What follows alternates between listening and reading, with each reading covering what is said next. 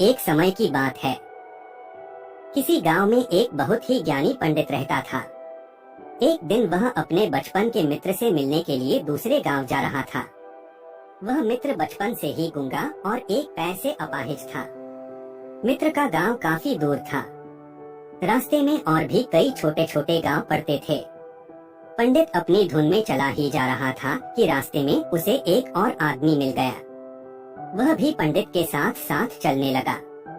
पंडित ने सोचा चलो अच्छा ही हुआ, साथ साथ चलने से सफर जल्दी कट जाएगा।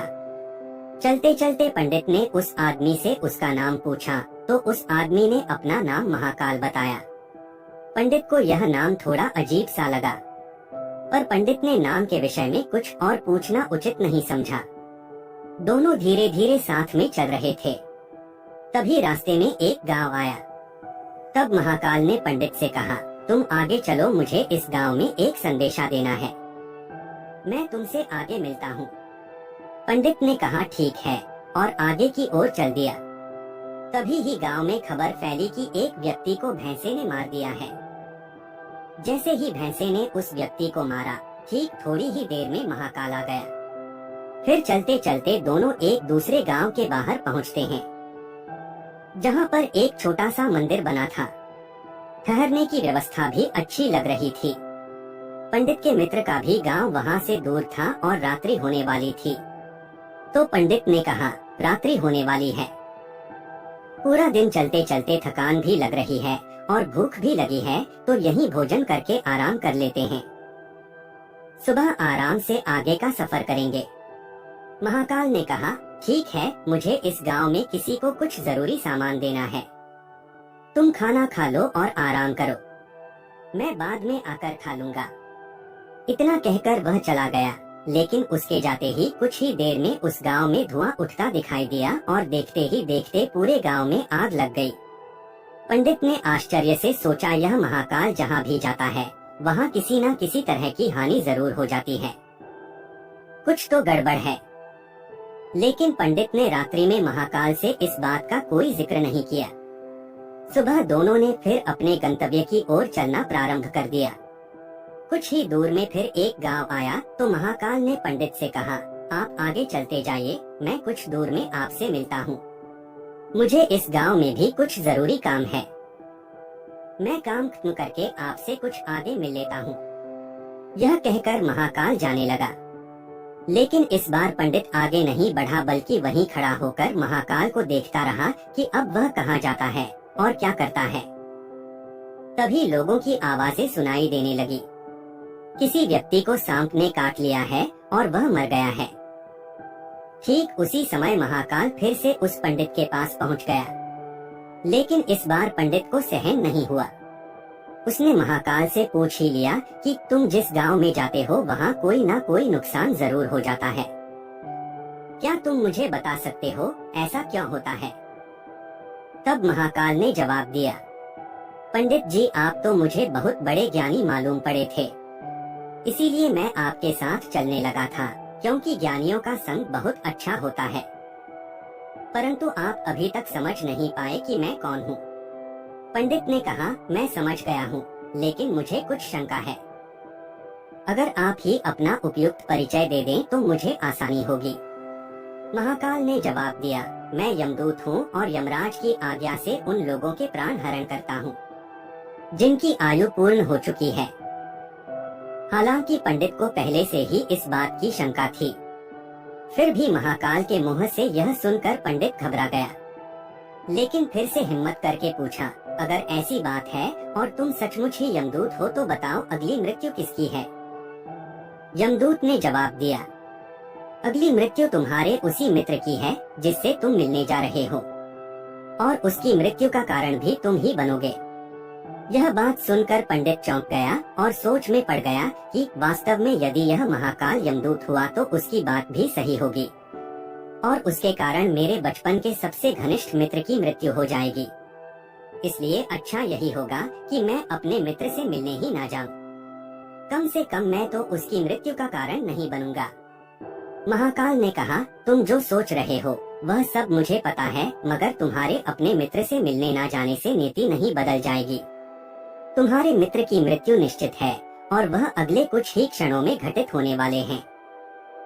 महाकाल के ऐसी बातें सुनकर पंडित को झटका सा लगा, क्योंकि महाकाल ने उसके मन की बात जान ली थी, जो एक साधारण व्यक्ति के लिए संभव नहीं है। अब पंडित को विश्वास हो गया कि यह महाकाल सचमुच में ही यमदूत है।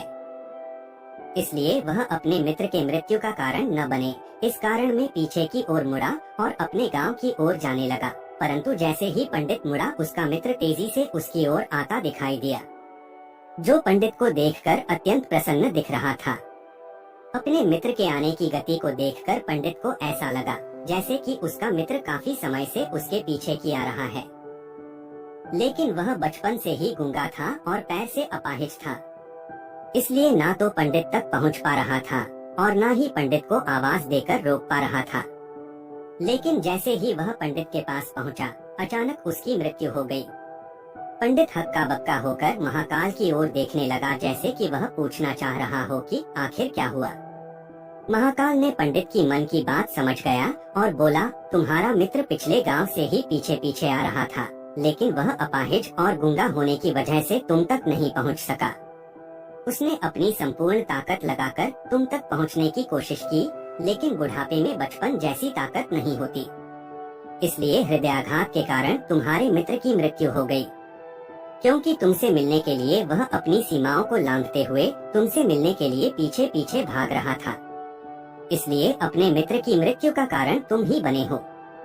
अब पंडित को विश्वास हो चुका था कि सचमुच में महाकाल एक यमदूत है और उसका कार्य जीवों के प्राण करना है। पंडित एक ज्ञानी व्यक्ति था, इसलिए यह भी जानता था कि मृत्यु पर किसी का बस नहीं चलता। सभी जीवों को एक न एक दिन तो मरना ही है। यही सोचकर उसने अपने आप को संभाल लिया। लेकिन अचानक पंडित के मन में अपने मृत्यु के बारे में जानने की इच्छा हुई, इसलिए उसने महाकाल से कहा, जब मृत्यु मेरे मित्र की होनी थी तो तुम शुरू से ही मेरे साथ क्यों चल रहे थे? महाकाल ने जवाब दिया, मैं तो सभी के साथ चलता हूँ और हर क्षण चलता रहता हूँ, किंतु लोग पहचान नहीं पाते, क्योंकि लोगों के पास अपनी समस्याओं के अलावा किसी और व्यक्ति, वस्तु या घटना के संदर्भ में सोचने व उसे देखने समझने का समय ही नहीं होता है। तो पंडित ने कहा, क्या तुम बता सकते हो मेरी मृत्यु कब और कैसे होगी? तो महाकाल ने कहा कि किसी सामान्य जीव को यह जानना उपयुक्त नहीं है, क्योंकि कोई भी जीव अपनी मृत्यु के बारे में जानकर दुखी ही होता है। लेकिन तुम ज्ञानी व्यक्ति प्रतीत होते हो। तुमने अपने मित्र की मृत्यु को जितनी आसानी से सहन कर लिया है, उसे देखकर लगता है कि तुम अपनी मृत्यु के बारे में जानकर भी दुखी नहीं होगे। तो सुनो, तुम्हारी मृत्यु आज से ठीक 6 महीने बाद आज के ही दिन किसी दूसरे राज्य में फांसी लगने से होगी। और सबसे आश्चर्य की बात यह होगी कि तुम स्वयं ही खुशी से फांसी को स्वीकार कर लोगे। इतना कहकर महाकाल जाने लगा, क्योंकि महाकाल के पास पंडित के साथ चलते रहने का कोई कारण नहीं था। पंडित भी अपने मित्र की यथाशक्ति कर्मकांड करके अपने गांव चला गया।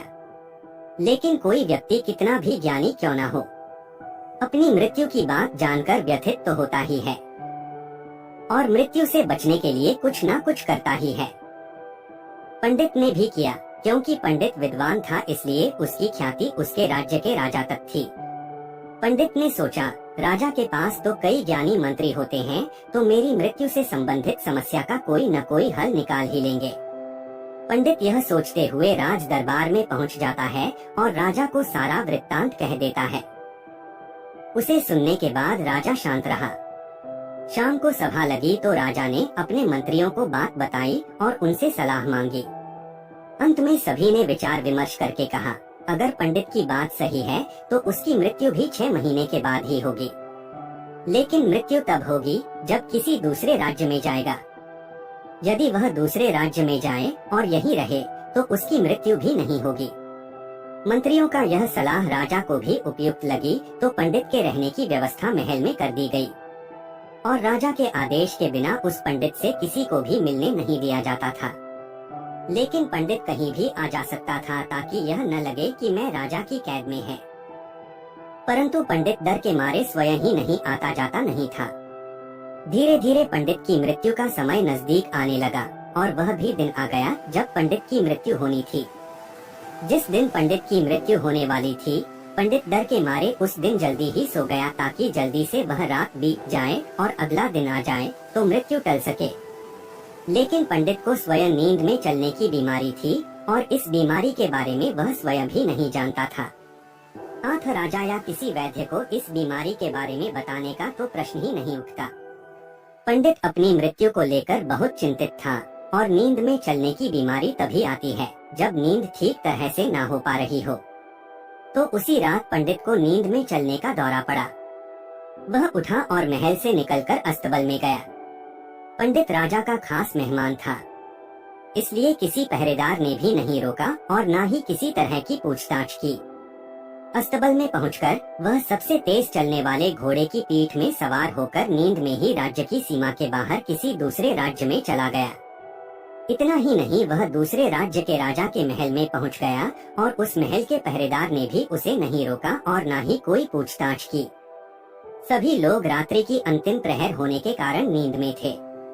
वह पंडित सीधे राजा के शयन कक्ष में पहुंच गया जहां राजा और रानी सो रहे थे। वही पंडित भी जाकर लेट गया। सुबह हुई तो राजा ने पंडित को रानी के बगल में सोया हुआ देखा, जिससे राजा बहुत क्रोधित हुआ। पंडित को गिरफ्तार कर लिया गया। पंडित को तो कुछ समझ में ही नहीं आ रहा था कि आखिर दूसरे राज्य में और राजा के शयन कक्ष में कैसे पहुंच गया, लेकिन वह सब सुनने वाला कौन था। राजा ने पंडित को दरबार में हाजिर करने को हुक्म दिया। कुछ समय बाद पंडित को दरबार में लाया गया। कुछ समय बाद राजा का दरबार लगा। यहाँ राजा ने पंडित को देखा और देखते ही इतना क्रोधित हुआ कि पंडित को फांसी पर चढ़ा देने का आदेश सुना दिया। फांसी की सजा सुनकर पंडित कांप गया। फिर भी कुछ हिम्मत कर राजा से कहा, महाराज, मैं नहीं जानता कि राजमहल में कैसे पहुंचा। मैं यह भी नहीं जानता हूँ कि आपके शयन कक्ष में कैसे आया और आपके राज्य के किसी पहरेदार ने रोका क्यों नहीं। लेकिन मैं इतना जानता हूँ कि आज मेरी मृत्यु होनी थी और होने भी जा रही है। राजा को यह बात थोड़ी अटपटी लगी। उसने पूछा, तुम्हें कैसे पता कि आज तुम्हारी मृत्यु होनी है? तुम कहना क्या चाहते हो? राजा के इस सवाल के जवाब में पंडित ने पिछले 6 महीने की कहानी बता दी और कहा, महाराज, मेरा क्या किसी भी सामान्य व्यक्ति में इतना साहस नहीं कि वह राजा के शयन कक्ष में राजा की उपस्थिति में रानी के पास सो जाए। राजा को पंडित की बात में थोड़ा सत्यता दिखाई दिया, परंतु उसने सोचा यह मृत्यु से बचने के लिए महाकाल और अपनी मृत्यु की भविष्यवाणी का बहाना बना रहा है। इसलिए राजा ने पंडित से कहा, यदि तुम्हारी बात सत्य है और आज तुम्हारी मृत्यु का दिन है, तो जैसा कि महाकाल ने तुमसे कहा था, तुम्हारी मृत्यु का कारण मैं नहीं बनूंगा। लेकिन अगर बात झूठ ही निकली तो निश्चित ही आज तुम्हारी मृत्यु का दिन होगा। क्योंकि पड़ोसी राज्य का राजा उसका मित्र था, इसलिए उसने तुरंत सिपाहियों के हाथ दूसरे राज्य के राजा को पत्र भेजा और पंडित की बात की सत्यता का प्रमाण मांगा।